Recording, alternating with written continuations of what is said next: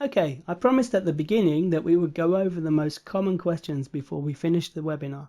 So here they are. First question, can't I just use a tool to find a list of keywords in a few minutes? While there are lots of keyword tools, they're all limited by the same basic problem. Computers can't think. They aren't able to understand what your product or service is all about, and they have no understanding of the people who need it. Computers are able to recognize patterns of words. If you type a word into one of these tools, it can find matching data from a database. Smart keyword tools can even find keywords with similar meanings. SEO research is all about predicting the keywords your users will use to find your site. But a keyword is just a specific way of expressing a thought or idea. If you ask 10 different people to search for the same concept, you would probably get 10 different keywords.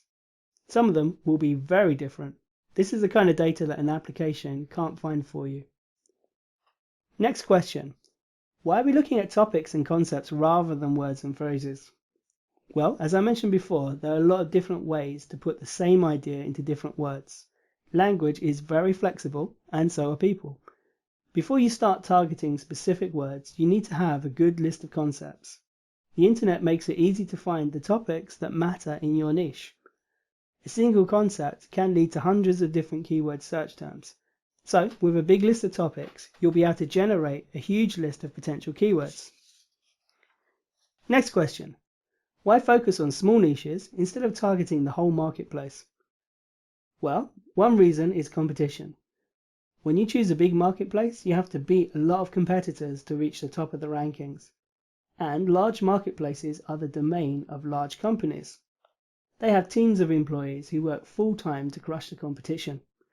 Another important part is targeting. When your marketing messages are very targeted, your readers will be more responsive. For instance, if your content is focused on the needs and desires of biology students, you'll sell more products to biology students. You can't appeal to everyone at the same time, at least not with the same content. It's unlikely you could sell a pocket microscope to parents and biology students using the same content, for instance. Next question. What if the niche is too small? Okay, well you have a couple of options. You could expand your niche by making it less specific. Let's use the pocket microscope example again.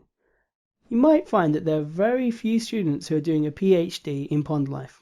That niche is too small. Instead, you would target biology students in general.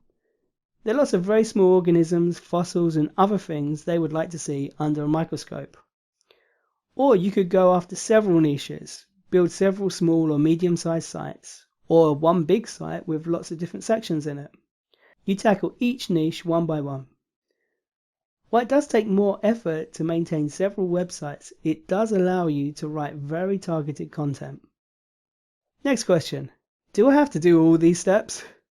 Well, in general, it's a good idea to have a big list of topics and content ideas, but research has its place. Some people dedicate all their time to research and don't spend enough time writing content and promoting it. If you get tons of ideas from Amazon, you might not need to go to Wikipedia or look through the forums. The same goes for the question sites. But don't skip the other steps. You still have to verify the niche is viable. And you need to find model content. Model content is the type of content that went viral in the past. Exploring model content will reveal which topics are the most important ones in your niche. It will also reveal the influencers who shared the content. Viral content is almost always spread by influential people with lots of followers. If you learn who these people are, you will be able to promote your content to them as well. These influencers can send direct traffic to your content. They can also build powerful links, increasing your rankings. Of course, they don't just link to any subject. You need to see which topics they're most interested in.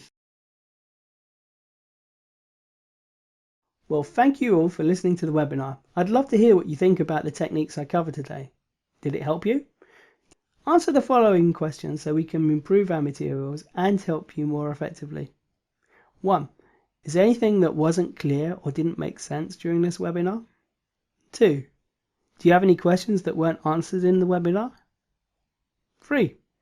Do you have a problem that wasn't addressed? 4. Is there anything else you feel that we should have covered in this webinar? I hope you've enjoyed the webinar. It's the first step in your journey into a truly successful SEO campaign. Over the next few weeks, we'll show you the next steps with our highly detailed SEO content. The next webinar will show you how to find some fantastic keywords within your niche.